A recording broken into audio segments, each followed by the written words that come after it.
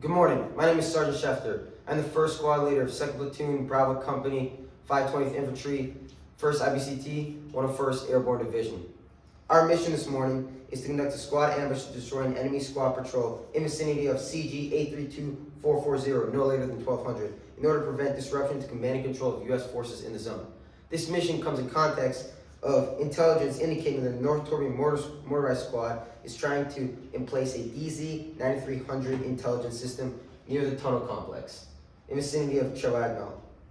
The DZ-9300 has the capabilities of jamming radio frequency currently used by U.S. forces for command and control in the zone. My first squad is part of a larger organic infantry platoon. However, we have been augmented with an attached gun team as well as 3 claymores. We also have 3 radios. 1 radio will be to me and 1 in each security element. As far as the claymores, 1 claymore will be in place in the kill zone and the other 2 will be as protections for each security element. Furthermore, our pace plan for the communications will be primary radio, alternate runner, contingency yell, and emergency star cluster. But let's get into the actual ambush. So we start a patrol base, head south in my squad to the ORP. At the ORP, I'm making sure we're doing ammo, camo, comms, water, and I'm going to begin my leader's recon. On my leader's recon, I'm taking my AG, my S&O team, and my security teams. We will head south until we pinpoint a desirable ambush location. We will first find a tentative assault position and place my S&O teams on the assault position.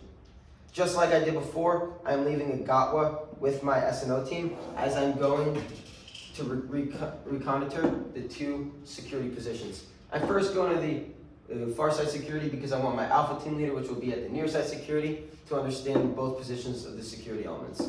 The security element, like I said before, will have a claymore as protection, and it'll also have an AT-4. The reason I have an AT-4 there is in case the CSK-141 gets through the kill zone, I'll have an obvious end of this driveway looking thing, TRP, to shoot at with the AT-4 at the CSK, if it somehow still survives. Then we'll check back in the S&O teams, and then go to the near security. At the near security, I'll leave my alpha team leader with another M4 and a claymore as protection. Both these sites are well covered and concealed, but have good vantage points and can see along their respective parts of the road. Then we'll go back to the S&O team, pinpoint exactly where I'm going to put the assault line, as well as the support by fire. We'll mark both these locations with a VS-17 panel facing north so that we can see, but the enemy won't be able to see it in case they arrive early. Then, after we have reconnoitered the ambush site, we'll go back to the ORP. Back at the ORP, I'll pick up the rest of my men and start emplacing. I will go to the assault line with the assault element, which is Bravo team. I will start emplacing them and telling them their priorities during the ambush. For example, I will have my SAW, my 249, and my Grenadier focusing their attention on the dismounted packs around the CSK-141. I will then have myself and the AT-4 focusing fire on the turret. As far as the support by fire position, the AG will be able to place himself in the 240 gunner. I'll put 2 reflective stakes with reflective tape facing them, 15 degrees off the final protective line.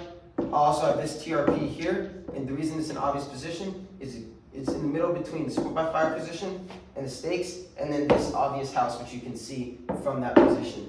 The TRP-1 is also where I believe roughly we will initiate the ambush. Then we will wait for the ambush to begin. My AG during the ambush will yell out fire commands. He'll go cyclic for 10 seconds and then rapid for the remainder of time. I will have my men focusing on the targets as I mentioned before, and then once the threat has been neutralized, I will yell to lift fire. This phase line Sparrow is used for lift fire command, meaning that we will not pass this phase line until I know that a lift fire has been confirmed. Then we will get to phase line Finch. Phase line Finch denotes the end of our last line of cover and concealment within the tree line. From phase line Finch, we will begin to enter the kill zone at phase line Crow and cross the LDA. When we're crossing through the kill zone, making sure that all the enemies are neutralized, that we are removing their weapons if necessary. We will do that later during the EPW. and prisoners of war, or EBW and aid litter. However, one thing that we will definitely be checking for is the DZ9300 has been neutralized, it has been destroyed. That is our main priority, that thing is destroyed. We clear through to the LDA, we do SILs, just like we did SILs after we called for the lift fire at the assault line.